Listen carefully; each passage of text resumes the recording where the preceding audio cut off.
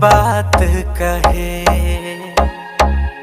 मेरी सांसों में अब हर पल तू मेरे साथ रहे।